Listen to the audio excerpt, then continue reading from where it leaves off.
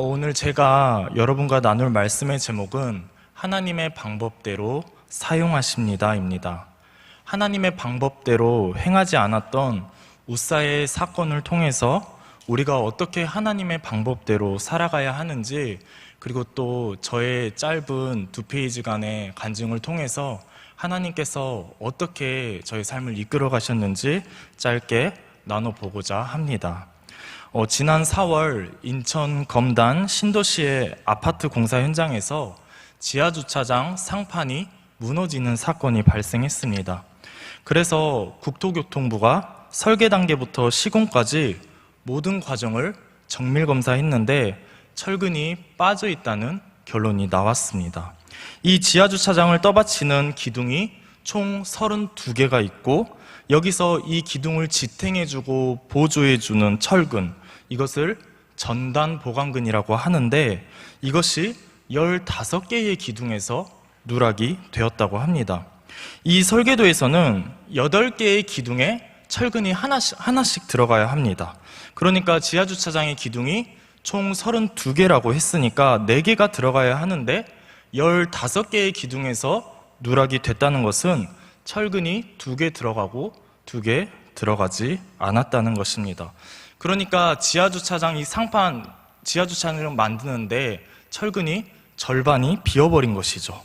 설계를 했던 LH에서 한 번, 그리고 시공을 했던 GS건설에서 한 번 빠졌다고 합니다. 그래서 이것을 계기로 국토교통부에서 LH 전수조사가 이루어졌는데 91개의 아파트 단지에서 15개의 단지가 철근이 누락되었다고 합니다. 그러니까 15개의 단지 아파트도 언제 무너질지 모르는 것이죠. 이런 아파트를 비꼬아 무슨 아파트라고 부르는지 아십니까? 순살 아파트라고 합니다. 우리가 순살 치킨에 뭐가 없죠? 뼈가 없죠. 그래서 아파트 철근이 빠진 아파트를 순살 아파트라고 하는 것입니다. 요즘 매스컴에서 화두가 되고 있는 문제이죠. 이렇게 사람들은 설계와 시공의 매뉴얼이 있고 설계도가 있지만 그 방법대로 행하지 않습니다. 만드는 방법을 설계했는데 지켜지질 않습니다. 뿐만 아니라 이태원 사건에서도 그런 안타까운 재난 상황이 터졌을 때 시분 단위로 지켜야 할 매뉴얼이 있었고 방법이 있었지만 방법대로 행하지 않았습니다.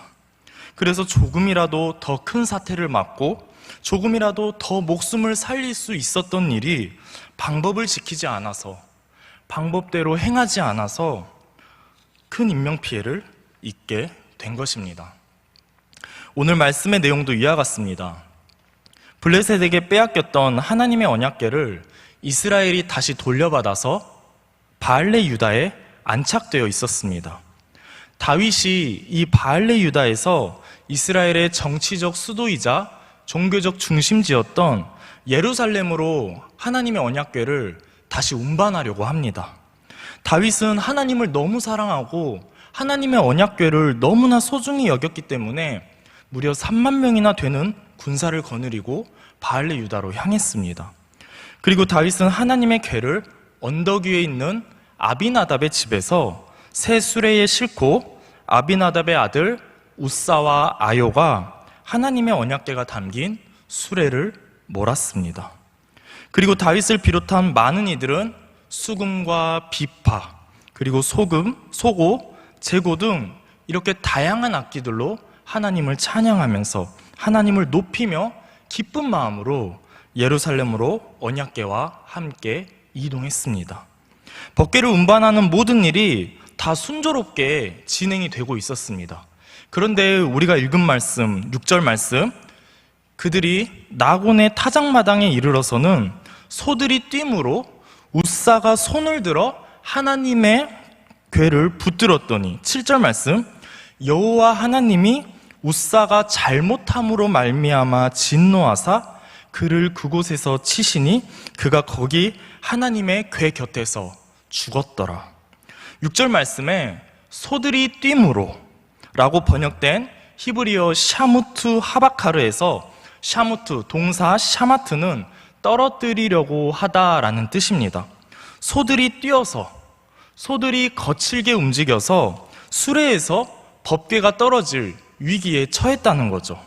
그래서 우사가 소중한 하나님의 언약궤가 수레에서 떨어질까봐, 수레에서 떨어져 깨질까봐 얼른 손으로 붙잡았던 것입니다. 그런데 그 결과는 어떻게 됐습니까? 하나님께서 그 자리에서 우사를 치십니다. 더하여 7절 말씀에서는 하나님께서 진노하셔서 매우 화가 나서 우사를 치셨다고 말합니다. 왜 하나님께서는 우사를 치셨습니까? 왜 하나님께서는 화가 나신 걸까요? 우사는 하나님이 만들어주신 법궤를 너무나도 소중하게 생각했고 땅에 떨어질까봐 땅에 떨어지지 않도록 궤를 붙잡았는데 칭찬은 못할 망정 왜 하나님은 진노하셔서 우사를 치셨나요? 그 이유는 바로 하나님의 방법대로 행하지 않았기 때문입니다. 우리는 하나님의 방법과 정반대의 다른 방향으로 걸어갈 때, 나의 방법으로 걸어갈 때 우리가 해야 될 방법대로 하지 않는 것도 죄이지만 좋은 일도, 내가 생각했을 때 선한 일도 하나님의 방법대로 하지 않으면, 내가 생각한 하나님께 정성스럽게 드린다고 하는 이 예배의 행위도 하나님의 방법대로 하지 않으면 그것은 옳은 일이 아니라 그릇된 일이 되는 것입니다. 그럼 어디서부터가 잘못된 것입니까? 수레에 실은 것부터가 잘못됐습니다. 다윗과 이스라엘 백성들은 하나님의 언약궤를 깨끗한 새 수레에 넣어서, 헌 수레도 아니고 이스라엘의 수레도 아니고 블레셋, 그 당시에 블레셋은 엄청나게 강대국이었고 선진국이었죠. 미국과 같았죠. 그래서 이 수레에 얼마나 좋았겠습니까? 이 새 수레에 하나님의 언약궤를 넣어서 가는 것이 뿌듯하고 흡족하게 느껴졌을지 모르겠지만, 하나님께서 기뻐하실 것이라고 다윗은 생각했을지 모르겠지만, 이 방법은 결국에는 하나님이 지시하신 방법과는 일치하지 않았습니다. 출애굽기 24장 14절에서 15절 말씀, 그 채를 궤 양쪽 고리에 꿰어서 궤를 매게 하며 채를 궤의 고리에 꿰인 대로 두고 빼내지 말지며, 민수기 4장 15절 말씀, 진영을 떠날 때에 아론과 그의 아들들이 성소와 성소의 모든 기구 덮는 일을 마치거든 고앗 자손들이 와서 맬 것이니라. 그러나 성물은 만지지 말라, 그들이 죽으리라. 회막 물건 중에서 이것들은 고앗 자손이 맬 것이며, 고앗 자손이 누구죠, 여러분? 레위 자손의 한 족속 아닙니까? 신명기 10장 8절 말씀, 그때의 여호와께서 레위 지파를 구별하여 여호와의 언약궤를 매게 하며 여호와 앞에 서서 그를 섬기며 또 여호와의 이름으로 축복하게 하셨으니 그 일은 오늘까지 이르느니라. 그러니까 하나님의 방법은 레위 사람들이 나무로 만들어서 금으로 덮은 이 패를 언약궤의 양쪽 고리에 꿰어 궤를 운반하는 것이었습니다. 이는 하나님의 거룩한 언약궤를 성결한 누가? 레위 사람이 운반해야 하지만 레위 사람이 아닌, 그렇지 않은 우사와 아요가 운반하고 있었고, 심지어 언약궤를 어깨에 매라고 했지만 어깨에 매는 것이 아니라 수레에 실어서 이동하고 있었습니다. 더하여 하나님의 성물, 언약궤의 성물이죠. 하나님의 성물에 함부로 손댈 수 없었던 이 우사가 언약궤에 손을 대었기 때문에 죽임을 당한 것이었습니다. 그러니까 부주의했던 거죠. 이후 다윗이 우사를 죽인 이 하나님을 원망하고 화를 내면서 그곳을 베레스 우사라고 8절에서 칭했습니다. 이 뜻은 베레스 우사, 불쾌하다, 진노하다라는 뜻을 가지고 있습니다. 그러니까 다윗도 화가 났던 거예요. 하나님께 원망이 됐던 거예요. 왜 이렇게 우사가 당신의 궤가 떨어질까봐, 당신의 언약궤가 깨질까봐 붙잡았는데 왜 치셨습니까? 이런 절망과 다윗이 하나님께 화가 나 있었던 것입니다. 그런데 9절 말씀에 다윗은 바로 꼬리를 내리고 하나님을 두려워합니다. 이스라엘 사람 그 어느 누구도 하나님의 법궤를 매려고 하지 않습니다. 왜요? 우사가 죽는 것을 보았잖아요. 그래서 백성들이 나도 그렇게 될까? 두려웠던 것이죠. 그래서 언약궤를 오베데돔의 집에 임시로 맡기고, 우리가 읽은 본문 말씀 10절 말씀 이후에 다윗은 다시 언약궤를 찾아 예루살렘으로 돌아옵니다. 다시 갔을 때에는 하나님의 방법대로 율법에서 지시한 대로 철저하게 지켜 행동합니다. 역대상 15장 12절 말씀, 다윗이 말하죠. 다윗이 이르되 레위 사람 외에는, 다시 갔을 때죠, 레위 사람 외에는 하나님의 궤를 맬 수 없나니 이는 여호와께서 그들을 택하사 여호와의 궤를 메고 영원히 그를 섬기게 하셨음이라 하고, 13절에서 15절 말씀, 전에는 너희가 매지 아니하였으므로 우리 하나님 여호와께서 우리를 찢으셨으니, 지금 다윗이 회상하고 있는 거예요. 처음 언약궤를 바알레 유다로 가지러 갔을 때. 그래서 찢으셨으면 뭘 찢었다는 거죠? 우사를 죽이셨고 예루살렘으로 법궤를 운반하려고 했지만 실패했죠. 그래서 임시로 오베데돔의 집에 맡기게 된 거죠. 그래서 그 상황을 찢으셨다고 표현을 하고 있습니다. 우리를 찢으셨으니 이는 우리가 규례대로 그에게 구하지 아니하였음이라 하니, 이에 제사장들과 레위 사람들이 이스라엘 하나님의 여호와의 궤를 메고 올라가려 하여 몸을 성결하게 하고, 모세가 여호와의 말씀을 따라 명령한 대로 레위 자손이 채에 하나님의 궤를 꿰어 어깨에 매니라. 지금 다윗은 13절 말씀에 전에는 우리가 하나님의 방법대로 하지 않아서 우리를 찢으셨다는 표현을 쓰고 있습니다.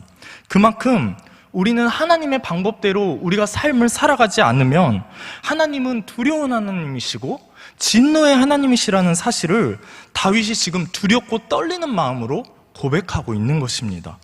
레위기 10장 말씀에서 아론의 아들 나답과 아비후는 어땠습니까? 여호와께서 명하지 않은 불로 향을 피우다 그 자리에서 불에 타 죽고 말았습니다. 그들에게는 하나님께서 명하신 하나님의 방법대로 행하지 않은 부주의함이 있었습니다. 그렇다면 하나님의 방법은 무엇일까요? 오늘 하나님의 방법대로 저를 이끄신 제 삶을 짧게, 김태양이란 사람의 삶을 짧게 한번 나눠보고자 합니다. 저는 삼형제 중에 장남으로 서울에서 태어났습니다. 아버지는 알코올 중독자이셨습니다. 아버지는 여러 가지 일을 하셨지만 진득하게 할 수 있는 일이 없었습니다. 어떤 직장에 취직을 해도 한두 달 다니고 나면 술을 먹고 그만두기 일쑤였습니다. 한번 술을 드시면 일주일에서 보름 정도 드셨기 때문입니다. 어떤 일 중에는 아버지께서 가죽을 다리는 일을 하셨습니다. 그런데 옛날에는 가죽 일을 할 때 철이 되면 돈을 많이 벌었습니다. 그렇다면 당연히 겨울철에 많이 벌었겠죠. 그런데 많이 벌 때는 100만 원을 번다고 치면 어머니에게 생활비를 2만 원 주고 나머지 98만 원은 어머니에게 맡겼습니다.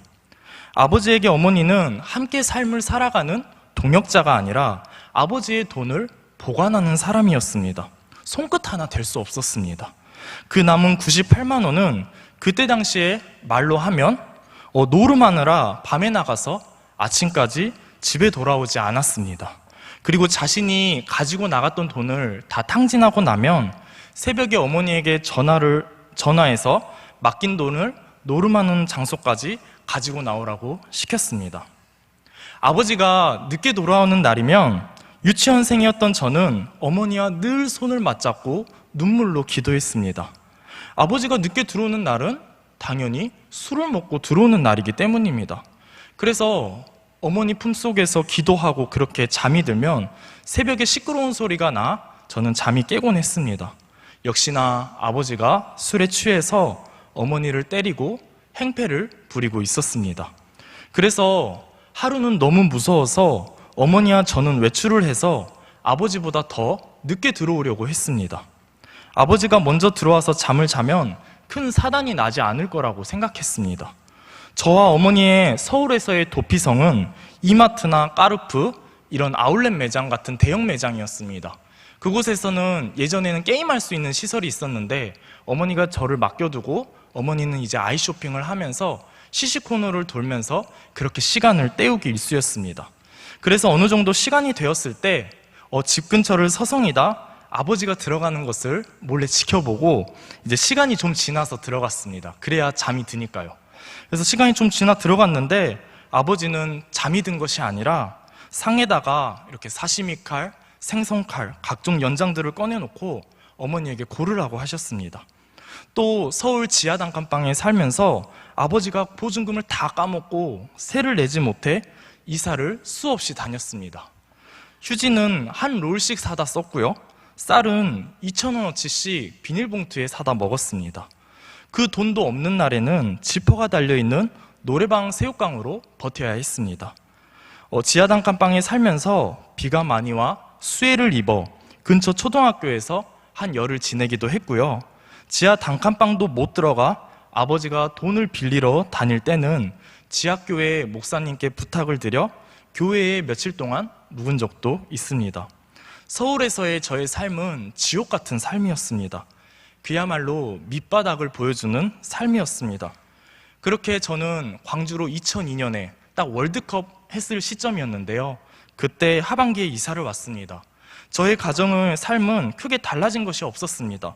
물론 동생들도 어느 정도 크고 저도 어느 정도 컸을 때는 아버지는 역으로 늙었기 때문에 제압할 수 있었습니다. 그런데 이제는 집이 아니라 밖에서 사고를 치고 다니기 시작한 것입니다. 편의점에서 술을 대놓고 꺼내 먹다가 경찰에 신고를 당하기도 하고요. 여기저기 넘어져서 머리가 깨져 구급차는 늘 아버지와 동행했습니다. 택시비도 없는데 술을 먹고 새벽에 택시를 타고 와서 택시기사가 택시비를 받으러 어머니가 자고 있는 안방까지 들어오는 일도 빈번했습니다. 어떤 때는 모르는 번호를 제가 잘 받지 않는데 모르는 번호로 전화가 와서 아버지 외상값을 갚아달라는 전화를 받은 적도 있었습니다. 저는 그런 상황에서 살아남기 위해 닥치는 대로 일을 했습니다. 먹고 살기 위해 주야간 할 것 없이 투잡, 쓰리잡 나름대로 최선을 다해서 살았습니다. 이 외에도 무수하게 많은 일들이 있었지만 이 설교 원고에 다 기록하기에는 너무나도 부족했습니다. 저는 삶을 살아가면서 나는 왜 사는 걸까라는 생각을 한 적이 많습니다. 저는 가진 것도 없고 백도 없고 열등감 덩어리에 늘 부족한 사람이라고 생각했습니다. 그래서 초등학교 때는 따돌림도 당했습니다. 그리고 내가 과연 대학에 들어갈 수 있을까? 내가 과연 사역을 할 수 있을까? 내가 과연 무엇을 하면서 먹고 살 수 있을까? 하는 의문을 늘 제 마음속에서 질문을 던지면서 품고 살아갔습니다. 저의 삶은 숨막히는 삶이었지만 신앙의 어머니 덕분에 살 수 있었습니다. 저희 어머니는 지금은 아버지와 헤어지셨지만 저희를 버리지 않으시고 늘 저희 삼형제를 위해 새벽제단을 쌓으시고 눈물로 기도하셨습니다. 또 성경 통독은 물론이고 성경 필사와 영어 성경 필사까지 하시면서 믿음의 유산을 남겨주셨습니다. 제가 고3 때는 교회 청소를 1년간 하시겠다고 하나님께 결단하셨습니다. 그리고 직장을 옮길 때마다 첫 열매를 하나님께 드리셨습니다. 그런 어머니의 기도가 있어서인지 하나님께서 중학교 때 저를 만나주셨고 주의 종의 소명을 주셨습니다. 그리고 어두운 저의 마음 가운데 밝은 에너지를 생성시켜 주셨습니다. 저는 제가 아무것도 하지 못할 것 같았지만 하나님의 방법대로 지금 이 자리에 섰고 지금까지 인도하심을 경험했습니다. 저 같은 사람도 쓰임받을 수 있음을 경험했습니다. 그런데 또 작년에 저에게는 너무나도 힘든 상황이 찾아왔습니다. 교회가 너무 어려운 시기를 겪었고 부서에서도 자그마한 일이 있었고 설상가상으로 어머니께서 잘 아프시지 않는데 크게 아프시게 되었습니다. 저는 어머니가 아프신 소식을 듣고 너무나도 낭망하고 좌절했습니다. 모든 것을 잃은 것 같았습니다. 저도 여러 가지 일로 스트레스 때문에 신장에 결석이 생기고 과민성 대장증후군을 그때 앓게 되었습니다. 어머니께서는 시술에서 수술, 더하면 신장을 제거해야 될 수도 있다고 의사 선생님께서 말씀하셨습니다. 그런데 다행히 수술까지 가지 않고 시술로 잘 마무리되었습니다. 그래도 마음이 낙담돼서 동생과 병원에서 교대한 후에 병원 복도에 멍하니 쪼그려 앉아 있는데 그때 친구도 가족도 형제도 친척도 아닌 담임 목사님께서 제일 먼저 연락이 오셨습니다. 그리고 어머님이 괜찮으시냐고 여쭤봐 주셨습니다. 그 순간 울음이 터질 것 같았지만 마음을 잘 추스르고 대화할 수 있었습니다.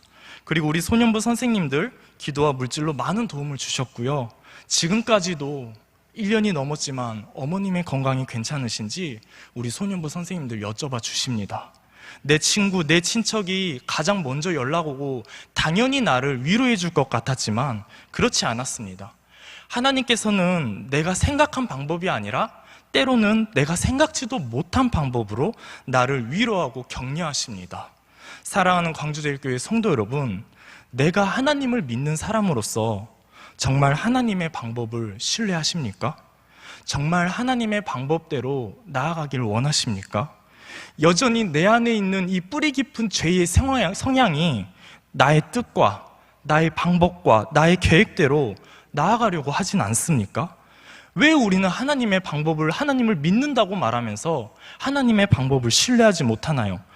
하나님의 방법이 내가 지금 현재 경험하고 있는 이 어려운 상황을 타개해 주실 것이라고 하는 나의 믿음, 하나님의 방법이 내 문제를 당장에 해결해 주실 것이라고 하는 나의 믿음이 있기 때문 아닙니까? 내가 생각하는 나의 방법을 우리는 하나님의 방법으로 끼워 맞춥니다. 이 믿음은 나의 믿음이지 우리가 하나님을 믿는 믿음이 아닙니다. 그래서 우리가 다 같이 기도할 때에도 내 상황이 바뀌거나 내 문제가 해결이 되지 않으면 하나님께서 내 기도를 이루어주지 않는다고 착각할 때가 많습니다. 낙심할 때가 많습니다. 하나님 나 사랑하지 않는 거야? 라고 할 때가 많습니다. 하지만 하나님의 방법은요, 때로는 우리가 불합리한 상황을 겪게 하시기도 합니다. 하나님의 방법은요, 때로는 우리가 비상식적인 일을 겪게 하시기도 합니다. 때로는 우리를 손해보게 하시기도 합니다. 하나님의 방법이 당장 내 눈앞에 보이는 문제와 상황을 해결해 주는 것이 아닐 수도 있습니다. 하지만 하나님의 방법대로 그 어려움과 역경을 극복하고 일어선다면 내가 겪었던 그 불합리한 상황, 내가 겪었던 억울한 일, 내가 겪었던 비상식적인 일보다 더 큰 은혜를 부어주시는 분이 바로 하나님이십니다. 그것이 바로 하나님의 방법입니다. 또 우리는 똑똑해져야 승리하고 능력이 있어야 성공한다고 사람들은 이야기합니다. 하지만 하나님의 방법은요, 내가 똑똑하면 될 것 같은데 상대방을 더 어리석게 하고요, 내가 강해야 이길 것 같은데 상대방을 더 미련하게 만드십니다. 더 연약하게 만드십니다. 그래서 하나님께서는 연약한 이 모습 이대로 나를 승리하게 하십니다. 미련한 내 모습 이대로 승리하게 하십니다. 하나님의 방법은 성도 여러분 그런 것입니다. 내가 똑똑해야 합니다. 내가 더 가져야 합니다. 내가 능력이 있어야 합니다. 그래야 이 위기를 탈출할 수 있습니다. 하지만 하나님의 방법은요, 다를 수 있습니다. 우리 사람이 생각하는 것과 다릅니다. 내가 미련하고 부족해도 이 상황 속에서 길을 내시는 분이 하나님이십니다. 내가 연약하고 힘이 없어도 내 모습 이대로 사용하시는 분이 바로 하나님이십니다. 왜 내 남편이 해라 해도 안 되는 것입니까? 왜 내 자녀에게 이거 해라 저거 해라 해도 안 되는 것입니까? 내 방법대로 생각하고 내 방법대로 행동하니까 그런 것 아니겠습니까? 하나님을 믿는 우리가 하고 있는 이 모든 일은요, 우리가 살아가는 이 삶은요, 영적인 것입니다. 성도 여러분, 예배도 영적인 것이고 기도도 영적인 것이고 공부도 영적인 것이고 내 사업도 영적인 것이고 직장생활, 학교생활 모든 것들이 다 하나님을 믿는 사람들에게는 영적인 것입니다. 그래서 우리는 이 땅에서 영적 싸움을 하고 있는 것입니다. 우리는 그래서 이 땅에서 영적 전쟁을 하고 있습니다. 그래서 우리가 살아가는 삶이 너무 버겁고 팍팍하고 힘든 거 아니겠습니까?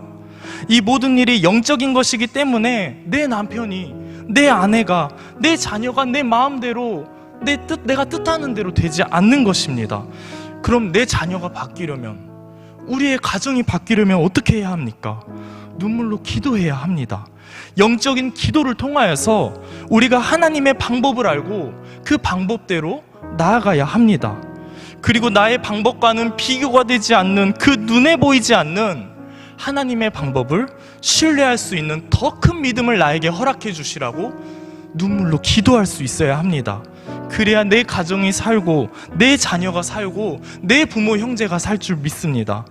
당장 내 눈앞에 보이는 상황에 두려워하는 것이 아니라 내 문제보다 더 크신 하나님을 우리가 두려워하며 하나님의 방법을 내 생각으로 한정짓고 한계로 여기는 것이 아니라 그 하나님의 방법을 더 넓고 더 깊게 믿고 신뢰하는 우리 광주제일교회 성도님들이 다 되시기를 주의 이름으로 축복합니다. 우리 이 시간 예수의 길이라는 찬양하기 원하는데요, 예수의 길을 걸어가는 것은 우리가 좁은 문으로 들어가기에 힘쓰는 것입니다. 좁은 길을 걸어가기에 내가 한 걸음 한 걸음 힘쓰며 나아가는 것입니다. 그것이 바로 예수의 길을 걸어가는 것이고 십자가의 길을 걸어가는 것입니다. 물론 그 길은 녹록지 않습니다. 너무 어렵고 힘들고 상처받고 고통스러울 수 있습니다. 하지만 하나님께서 우리에게 방법 주실 때, 하나님의 방법대로 나아갈 때 우리는 그 길을 걸어갈 수 있을 줄 믿습니다. 이 땅에서 우리가 예수의 길을 걸어갈 때에 하나님의 방법을 믿고 신뢰하며 나아가시길 바라시면서 이 찬양 부르시도록 하겠습니다. 하나님 아버지, 우리는 우리의 지식과 경험과 인간적인 방법을 앞세우며 살아갈 때가 많습니다. 그러나 우리 배후에 계시는 하나님을 항상 기억하며 하나님의 뜻과 하나님의 방법을 먼저 구하는 저희가 되게 하여 주옵소서. 그래서 하나님의 방법으로 승리하며 하나님의 지혜와 능력으로 주의 영광을 드러내는 복된 인생들이 되게 하여 주옵소서. 이제는 우리 주 예수 그리스도의 은혜와 하나님 아버지의 크신 사랑하심과 성령의 교통하심이 인간의 방법이 아니라 하나님의 방법으로 승리하며 형통한 삶을 살기를 원하는 이 자리에 모인 모든 성도님들과 광주제일교회 위에, 이 나라와 이 민족 위에 지금부터 영원토록 함께 하시옵기를 간절히 축원하옵나이다. 아멘.